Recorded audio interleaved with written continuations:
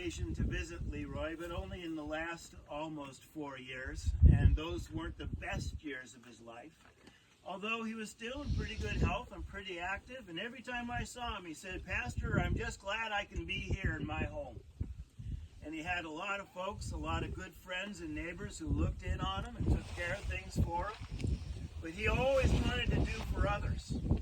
And he would always remember the church, and he would remember the other places, and he would bake cookies.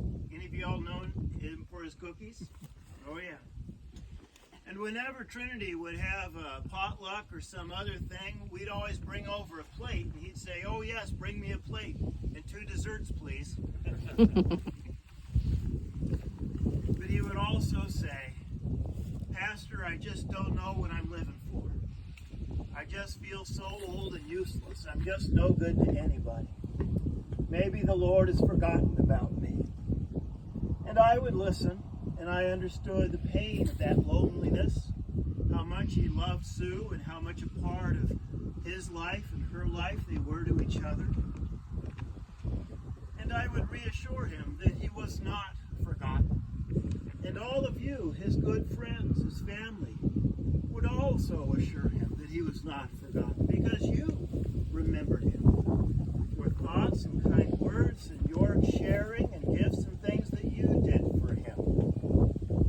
But the Lord, too, in the Scriptures has promised that he has not forgotten us. The Lord asks, "Can a woman forget her nursing child? Usually her breasts full of milk tell me, 'Give me that baby. I cannot forget I have a baby.' Can a woman forget her nursing child, or show no compassion for the child of her womb? Even these may forget, yet I, the Lord, will not forget you." Can God forget the child whom he has created, Leroy?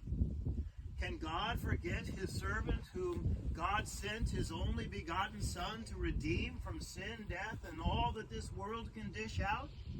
Certainly not. But it doesn't mean that we have a hard time remembering that God is mindful of us in our need.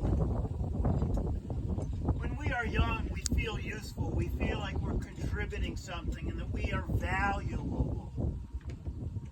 But as our years increase or some catastrophe takes away our ability to contribute, we feel that sense of uselessness and that we have no value because of the little that we can do. I can't contribute. And then the evil one sneaks inside our head and whispers into our soul, "You have no worth. You have no value. The Lord is not mindful of you." We have to fight back against such evil thoughts and those evil whispers and insinuations of the devil. We always think that to one who works, wages are not reckoned as a gift, but as something due. But to one who without works, who doesn't have a value that they can contribute, yet trusts God who justifies those who have no works, nothing to show for themselves, such faith in God is regarded as righteousness. There have been times in my life where I haven't been able to do the simple things a pastor is able to do.